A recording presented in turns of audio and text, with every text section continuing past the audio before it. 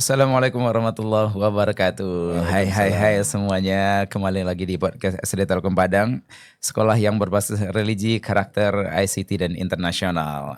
Hari ini Mr. Syukri datang tamu spesial banget ini. Datang tamu yang sangat spesial banget. Selamat datang Bapak Arif Rudiana. Selamat datang Pak. Assalamualaikum warahmatullahi wabarakatuh. Mr. Waalaikumsalam Supri, warahmatullahi wabarakatuh. terima kasih sudah menyambut kami di sini. Masya Allah. Sehat Pak Sungguh ya? senang, alhamdulillah. Bagaimana Pak perasaannya sudah kembali lagi ke Kota Padang Pak? Ini kali ketiga dalam 3 bulan saya ke Padang, Dalam ke 3 kawasan bulan? sekolah ini gitu ya. Mm-mm. Karena beberapa hal yang harus saya ikut terlibat di sini dan itu juga bisa diartikan sebagai bahwa saya sangat menaruh perhatian dan harapan gitu ya Di Kota Padang ini. buat kawasan pendidikan Telkom Padang. Masya Allah ya. Ini komitmen lah ya. Komitmen. Saya menentukan sebuah komitmen yang secara pribadi maupun secara institusi saya siap mensupport kebutuhan di kawasan pendidikan Telkom Padang. Masya Allah. Nggak ada capeknya Pak ya? Ya gimana pekerjaan ya begitu ya. Capek pun ada aja pekerjaan. Ya nggak ada yang Nggak ada ya. Dinikmati aja. dinikmati aja. Dinikmati aja. Enjoy aja Pak ya. Enjoy aja. Oke. Bapak Arif Rudiana, Direktur PSE Yayasan Pendidikan Telkom. Oke. Pak, ini kita berkaitan nih, Mr. Syukri pengen tahu banget nih Pak, karena Bapak sudah di Yayasan Pendidikan Telkom, gitu, Direktur PSE juga. Satu Pak, Mr. Syukri pengen tahu apa sih kontribusi Yayasan Pendidikan Telkom itu Pak terhadap pendidikan di skala nasional Pak? Boleh diceritakan? Ini pertanyaan yang sangat fundamental ya. Fundamental. Mr. Supri. Jadi teman-teman, adik-adik, anak-anakku sekalian yang semua mendengar kira-kira seperti itu. Pertanyaan yang disampaikan Mr. Supri itu adalah pertanyaan fundamental bagi setiap institusi, baik pendidikan maupun non-pendidikan. Yang pertama adalah, seperti kita ketahui, negara kita itu negara yang hebat, negara yang luas, negara yang sumber dayanya besar, melimpah. Potensinya luar biasa. Bahkan menurut survei atau menurut laporan dari World Economic Forum, Forum Ekonomi Dunia, Indonesia itu negara nomor 7 dari sisi market, dari sisi pasar terbesar, sumber daya yang sangat besar Di dunia? Di dunia. Nah, tapi dari laporan itu ada yang membuat kita prihatin sebetulnya, yaitu SDM-nya. Sumber daya manusia. Sumber daya manusia, talentnya, talentanya kira-kira seperti begitu. Itu tuh berada di ranking yang jauh banget, sekitar 77 di seluruh dunia. Kecil banget itu. Sementara potensi kekayaan nomor 7. Iya, terlalu rendah untuk negara sebesar Indonesia. Gitu ya. Nah, impact-nya yang akan kita rasakan nanti adalah kebayang gitu ya, sumber daya yang besar itu yang menikmati itu orang luar gitu. Orang-orang yang punya kapabilitas SDM yang tinggi. Orang-orang dari negara lain datang ke kita, bekerja di kita, mengeksploitasi sumber daya kita, sementara kita jadi penonton. Sementara kita jadi konsumen aja gitu ya.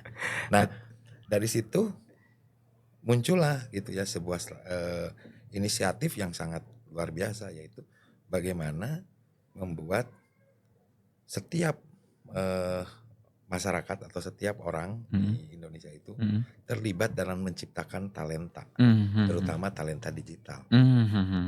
Ya, dalam satu kesempatan Bapak Presiden itu pernah ngomong, kita membutuhkan 9 juta talenta digital. 9 juta? Sampai 2045. Indonesia maju ya kira-kira ya. Iya. 9 juta kira-kira berapa per tahun? Luar biasa kan? Kalau 9 juta bagi 15 tuh 600.000 setahun. 1 tahun. Talenta digital yang harus disiapkan gitu ya? Harus disiapkan. Nah, lulusan kita, sekolah kita berapa? Gak sampai 600.000 kali. Dan itu belum semuanya digital talent. Nah, jadi artinya apa? Artinya bahwa setiap institusi, terutama institusi pendidikan, harus bisa mempersiapkan seluruh program pendidikannya, seluruh proses pembelajarannya untuk menciptakan digital talent. Yang pada akhirnya nanti di tahun 2045 pada saat visi Indonesia Maju itu dicapai, itu menjadi calon-calon yang akan Mengelola. menggerakkan ekonomi. Sekarang kita bayangkan di Padang ini, saya punya SD, punya TK, punya SD, punya SMP juga. Tahun 2045, kurang lebih sekitar 20 tahun lagi, mereka lah yang akan menjadi penggerak gitu ya. Iya. Kebayang ya sekarang misalnya mereka lagi di SD sekarang nih. Anak-anak kita yang di SD sekarang usia 12 tahun lah. 12 tahunan lah ya. 12 10 gitu ya. Iya, 20 tahun ke depan 32 tahun. Ya bisa menjadi seseorang yang menggerakkan itu kan. Itu berasal dari SD Telkom Padang, SMP Telkom Padang ya. Ya itu yang kita harapkan adalah peran kita saat ini untuk nasional itu mungkin tidak dirasakan saat ini. Gitu. Iya. Oke. Tapi kita didik mereka dengan sebuah proses pembelajaran yang relevan dengan kebutuhan masa depan. Gitu. Dan kita siapkan juga kan, tidak hanya pengetahuannya saja yang bagus, tapi karakternya juga kita bangun, spiritualnya juga kita jaga, sehingga kita harapkan digital talent yang berkarakter, bukan digital talent yang tidak punya karakter baik spiritual maupun apapun sesuai dengan budaya bangsa kita gitu ya. Itu yang kita jaga. Kontribusinya ya saat ini ya kita mengajari itu kepada anak-anak kita TK, SD, SMP untuk bisa belajar lebih baik, pengetahuan yang lebih maju mumpuni untuk masa depan. Skill. Ya hard skill gitu kita tambahkan. Tapi desain itu kita bangun juga karakternya, spiritualnya, mentalnya. Jadi percuma aja nanti kita punya kognitif bagus tapi akhlaknya kurang baik. Akhlaknya kurang bagus, kan nggak begitu juga ya. Kita inginkan semua aspek itu paripurna. Gitu ya. Nah itulah kira-kira kontribusinya yang mungkin yang paling penting adalah bagaimana cara kita menyiapkan mereka. Itu kontribusi terbaiknya menyiapkan anak-anak ini 30 tahun lagi, 20 tahun lagi. Dia akan bilang saya dididik di kawasan pendidikan Telkom. Masya Allah. Itulah bukti kontribusi kita. Iya, Masya Allah gitu luar biasa sekali. Itu yang harus kita mulai tanamkan purpose kita. Jadi kenapa Mr. Sukri dan semua teman-teman mengajar di sini tujuannya adalah untuk itu. Iya. Saya datang di sini bukan hanya untuk ngajar, tapi mempersiapkan masa depan. Iya.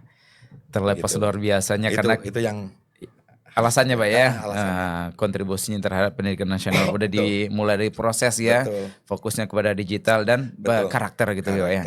Karena dari 2045 ya tadi Pak ya, harus ada nih minimal dari generasi SD Telkom atau SMP Telkom atau TK Telkom yang akan menjadi aktor ya Pak ya, terhadap kekayaan Indonesia ini. Paling tidak pemimpin di industri lah, pemimpin perusahaan, pemimpin apapun gitu ya. Lahirnya dari Yayasan Pendidikan Telkom. Masya Allah luar biasa. Itu baru kita sebut kita berkontribusi. Oke, baik Pak. Pak, yang kedua, kita tahu kan apalagi di bagian Bapak itu ya, Bapak memiliki PAUD, kemudian pendidikan dasar dan menengah itu sangat apa ya Pak, tumbuhnya itu luar biasa. Apalagi di skala nasional gitu Pak ya. Otomatis kan harus ada proses, kemudian progres, kemudian ada kebijakan yang Bapak lakukan di Yayasan Pendidikan Telkom. Kenapa sih sebesar ini PAUD, pendidikan dasar dan menengah itu kenapa bisa seunggul ini? Apa sih kiat-kiatnya gitu Pak? Jadi kalau boleh saya cerita sedikit tentang kami di Yayasan Pendidikan Telkom. Kita punya 32 PAUD dan TK. 32 PAUD dan TK. Termasuk salah satunya di sini. Iya. Kita punya 3 SD, memang masih kecil. Kita punya 4 SMP. Kita punya 11 SMK, 1 SMA, dan kita punya Telkom University. Telkom University. Iya. Totalnya semua sekitar 60 ribuan lah. Dari mulai PAUD sampai ke universitas. Nah, kalau dilihat dari angka itu, 32 PAUD dan TK itu bukan hal yang kecil. Ya. Itu tuh sesuatu jumlah yang sangat besar. Kenapa kita merasa bahwa TK dan PAUD itu harus menjadi perhatian? Karena itulah proses pembelajaran awal dari seseorang. Iya. Makanya saya selalu berusaha TK dan PAUD atau daycare atau apa, Mm-mm. itu selalu memberikan proses pembelajaran yang sangat-sangat fit gitu ya dengan kebutuhan di usianya mereka. Mm-mm. Dan juga kita harapkan mereka menjadi fondasi penting ketika naik ke jenjang berikutnya. Jadi yang kita lakukan kebijakan-kebijakannya adalah mari kita coba tempatkan meskipun di anak-anak TK gitu. Mari kita tempatkan, kita persiapkan supaya bisa berhadapan dengan situasi berikutnya. Iya, gitu. iya, iya. Paling iya. tidak mulai kita perkenalkan dengan masa depan tuh pasti Iya, begini iya, loh. iya, iya. Gitu. Walaupun mereka belum paham banget Belum gitu paham ya. banget. Iya. Contoh misalnya Mm-mm. tahu masa depan tuh kalau kami di Telkom kan masa depan itu nanti IoT loh. Oke. Kita kenalin IoT itu apa, mungkin anak TK nggak ngerti. Belum tahu. Tapi kalau kita jelasin dalam bentuk permainan-permainan itu, Oh iya, iya. ya, setidaknya sudah memberikan gambaran. Oh ternyata seperti ini masa depan. Iya, masa depan. Nah dengan begitu mereka akan punya fondasi gitu ya, baik dari sisi pengetahuannya dan juga bagaimana dia nanti akan bersikap. Gitu. Karena kan kebayang ya, kalau contoh kita dulu nggak punya handphone gitu, tiba-tiba ada handphone, kita tidak pernah mempersiapkan diri. untuk bisa menggunakan itu dengan bijak. Tapi kalau mulai dari, kalau kita udah tahu sejak SD bahwa ke depan itu akan ada ini, pasti kita sudah tahu cara mempersiapkannya. Jadi kita nggak gagap Pak ya? Nggak gagap. Nah itu pun kan masa depan memang masa depan bisa seperti apapun. Berubah. Tapi bisa diprediksi kan, bisa diramal. Nah ramalan itulah yang bisa kita mulai perkenalkan pada anak-anak. Oh PAUD gitu ya. Itu yang membuat pendidikan PAUD dan TK itu menjadi sangat penting. Yang kedua adalah PAUD dan TK itu sangat berkontribusi kepada terciptanya gitu ya, talenta digital atau talenta masa depan itu dari TK dan PAUD sudah kelihatan. Jadi kebayang ya kalau kebijakan kita itu tidak berpihak pada, bukan tidak berpihak ya, tidak mengconsider gitu ya, TK dan PAUD menjadi kebijakan yang lebih baik, lebih bagus. Ya kita artinya mempersiapkan anak-anak yang akan ke SD nanti ke SMP menjadi lebih berat. Jadi kebayang tugas di SD-nya jauh lebih berat. Ya kan? Tadinya kita pengen masuk SD tuh mereka udah cepat gitu. Masuk SMP udah cepat. Nah sekarang kalau kita tidak mempersiapkan sesuatu dengan baik di TK, masuk SD, kebayang terbuang waktu percuma kan. Karena harus mempersiapkan. Ya kebijakannya lagi buat gitu ya. Dan yang ketiga, yang keempat, kami di YPT Pendidikan Telkom lagi mencoba memperbaiki gitu ya seluruh infrastruktur, suprastruktur dan lain sebagainya, SDM di level TK. Di level TK. Jadi memang basisnya TK dulu Pak? Basisnya TK dulu. Ya mau kalau kita ngacu ke kami di yayasan, mau tidak mau orang ada 32 sekolah. Iya. Jumlahnya lebih banyak kan? Jumlahnya lebih banyak. Dan saya harapkan sebetulnya semua TK kita adalah TK terbaik di Indonesia. Di Indonesia gitu. Nah, kita coba kembalikan lagi marwah itu. Gitu. Masya Allah, benar-benar ya. Jadi memang ini memang memprediksi memang sih masa depan itu tidak bisa kita pastikan, tetapi bisa kita persiapkan ya Pak. Bisa kita persiapkan. Karena gini, kita kan sering gitu ya melakukan proses planning, berdasarkan masa lalu. Kan pengalaman gitu ya, ini. Pengalaman misalnya gini, kalau angka penjualan 5 tahun lalu, 3 tahun lalu, 4 tahun lalu terus diprediksi, oh nanti ke depan akan begini. Sekarang kita coba balik sebetulnya. Yang kita planning itu berdasarkan sinyal-sinyal masa depan. Meskipun sinyalnya lemah gitu ya. Tapi sinyal masa depan kan ada ya. Minimal kita tahu arahnya kemana gitu ya. Kan kebayang lah. Oh masa depan itu nanti akan seperti ini. Virtual reality mungkin akan banyak. Itu sinyal-sinyalnya ya. Iya. Gitu. Jadi planningnya ke sana. Gitu kira-kira. Sinyalnya aja yang ditangkap. Gitu ya. Masya Allah luar biasa. Ternyata luar biasa ya kebijakan dari Yayasan Pendidikan Telkom ya. Pak, nah sekarang kan Bapak udah, kita lebih mengerucut ini. Kan sekarang Bapak udah ada di SD Telkom Padang. Kira-kira nih menurut Bapak ya, SD Telkom Padang itu sudah berkontribusi nggak untuk dunia pendidikan, dunia edukasi Lebih khususnya lagi, spesialisasinya lagi di Yayasan Pendidikan Telkom. Oke. Kalau kontribusi sudah pasti berkontribusi ya. Sudah pasti, Pak. Saya akan ambil dua sisi kontribusi. Oke. Kan kontribusi itu karena kami di yayasan itu meskipun yayasan namanya, Iya. tapi kita harus mengelola yayasan itu dengan prinsip-prinsip business wise gitu. Oke. Business wise itu Oke. kita juga cari uang lah ya untuk menghidupi operasional. Benar. Tapi bukan mencari uang untuk mencari keuntungan. Benar. Tapi supaya kita tetap bisa berjalan meningkatkan kualitas lain sebagainya. Sustainable ya, Pak ya? Sustainable secara bisnis. Ada growth juga secara bisnis. Nah, artinya saya butuh sesuatu yang dihitung ya itu uang kan biasanya atau Pasti. pendapatan atau revenue. SD Telkom Padang ini kontribusi pertama sekali lagi dari sisi bisnis adalah positif. Positif, Pak. SD Telkom Padang itu luar biasa gitu, sangat positif gitu. Termasuk SD yang terbaik kontribusinya di atas 100%, selalu di atas 100%. Dan ini sesuatu yang membahagiakan ya bagi pelaku bisnis. Iya.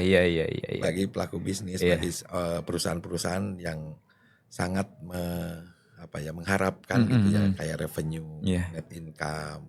Karena itu kekuatan, Pak ya. Karena itu kekuatan bagaimanapun kita butuh uang gitu itu. ya. Butuh modal, butuh kapital untuk meningkatkan kualitas, meningkatkan apapun gitu. Seberapapun program kita baik, betul. Kalau nggak ada kekuatan. Nah, kekuatan Telkom Padang itu udah kelihatan dari sisi kontribusi revenue dan net income atau sisa hasil usaha gitu. Tapi teman-teman sekalian, yang harus kita lebih lihat lagi adalah justru kontribusi yang lebih pada bukan uang. Yes. Jadi kontribusi yang lebih luas punya impact gitu ya. Salah satu kontribusi terbaik adalah yang harus dirasakan adalah mampu menciptakan lingkungan yang kondusif, yang berubah. Contoh misalnya, saya dengar tadi anak-anak itu perilakunya diatur di sini. Ya bukan diatur, disiapkan dengan baik. Perilakunya disiapkan dengan baik, kemudian budayanya disiapkan sehingga karakternya nanti jadi gitu ya. Karena kan dengan perilakunya bukan diatur ya, artinya dijaga sedemikian rupa. Contoh misalnya nemu uang hilang, uang jatuh, kata kejujuran masukin, kan itu terus dibangun. Nah,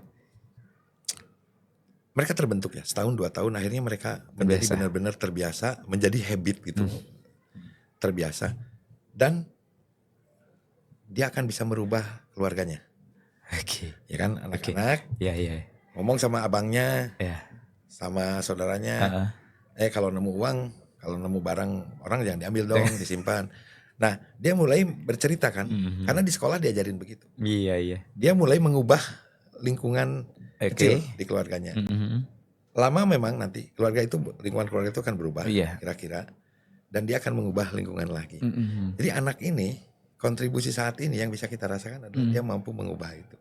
Karena kalau secara hasil dari pendidikan belum kelihatan karena masih SD kan. Mungkin nanti kita lihat setelah mereka kuliah, setelah mereka apapun gitu. Tapi sebetulnya dengan kita membangun sebuah pendidikan yang berkarakter di sini dan mengedepankan itu selain pengetahuan umum, kita sebetulnya sedang mempersiapkan mereka berkontribusi kepada society, kepada lingkungan supaya lingkungan itu bisa berubah. Itu kontribusi yang luar biasa loh. Yang pertama kontribusi secara uang. Secara uang itu pasti. Yang kedua berkontribusi ke perbaikan dari perilaku di lingkungan. Lingkungan sehari-hari. Contoh, mungkin dari sini nanti bisa berkontribusi anak-anak karena selalu diajarin buang sampah yang benar. Ya kan, sampai di luar lihat orang buang sampah yang benar, yang nggak benar, dia mulai negur kan, nggak buang sampah yang benar nanti begini. Ada yang nurut, ada yang enggak, udah pasti itu dimanapun kan. Pro kontra udah pasti. Tapi yang paling tidak, dia sudah mulai berani gitu menyampaikan sesuatu yang baik ke society. Itu kontribusi. Wah. Kira-kira jadi jangan kecilkan kontribusi semacam itu. Iya. Jadi kontribusi itu harus dilihat secara kecamatannya yang lebih luas. Lebih luas. Ya. Bisa jadi kontribusi memang kekuatannya memang kita butuh itu dari segi revenue tadi ya Pak ya. Yang kedua memang impactnya kepada masyarakat luas. Nah, kepada masyarakat luas ya. Jadi jangan sampai kontribusi itu selalu dianggap hal yang besar, Iya, tetapi anggap yang kecil. Contoh saya ambil cerita mungkin kalau anak-anak suka cerita ya. Iya. Suatu saat ada anak kecil, ini saya baca di sebuah buku. Heeh. Ada anak kecil berjalan di sepanjang pantai di Australia kira-kira. Oke. Sepanjang pantai, di sepanjang pantai itu banyak kepiting Oke. yang terdampar. Kepiting terdampar ada ribuan, ratusan ribu mungkin kepiting. Anak kecil itu berjalan sepanjang pantai itu dan mengambil satu kepiting dilempar ke laut. Oke. Yang hidup kan, kepiting itu hidup. Iya. Jalan lempar ke laut, lempar ke laut, lempar ke laut, terus saja begitu. Ada orang-orang di lingkungan itu lihat gitu, anak ini nggak ada kerjaan sih, lempar-lempar kepiting, kepiting jutaan, ratusan ribu lempar-lempar ke laut. Akhirnya ditanyalah anak itu, kenapa kamu lempar lagi ke laut kepiting-kepiting itu? Nggak ada gunanya kan, kepitingnya udah ribuan, ratusan ribu. Anaknya dengan santai ngomong gini, memang saya tidak bisa menyelamatkan seluruh kepiting ini. Oke. Tapi mari kita berikan perbedaan pada sebuah kepiting, satu ekor kepiting. Wah. Paham ya story-nya? Iya. Jadi saya mungkin tidak bisa mengubah seluruh society. Oke. Tapi paling tidak Minimal, saya berani untuk mengambil peran. Iya. Untuk merubah sekecil apapun. Kita memang tidak bisa mempengaruhi orang lain. Tidak bisa. Minimal kita udah ada usaha. Ada effort untuk itu, Pak ya. Untuk merubah. Itu adalah kontribusi. Masya Allah. Anak-anak kita itu yang harus kita mulai tanamkan ke mereka, bahwa mereka dengan berani melakukan itu gitu ya, di society, di masyarakat, di community, itu udah kontribusi terbaik. Itu barangkali. Masya Allah, luar biasa. Bapak terima kasih banyak Bapak ya, karena waktu kita terbatas ini Pak. Saya juga terbatas. Sebenarnya kita bisa lebih panjang lagi Pak ya. Boleh nanti kapan-kapan kalau saya punya waktu luang, saya kesini lagi. Jadi mudah-mudahan Bapak tidak bosan Pak. Tidak bosan untuk ke Padang. Insya Allah, karena saya punya proyek ya. Oke Bapak, terima kasih Bapak ya sudah datang di podcast kita Pak. Mudah-mudahan Bapak selalu sehat. Amin. Kemudian hari ini ke Bandung juga Pak ya.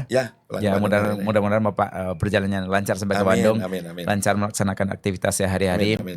Titip salam buat seluruh bapak-bapak kami, petinggi-petinggi kami di Yayasan Pendidikan Telkom Pak ya.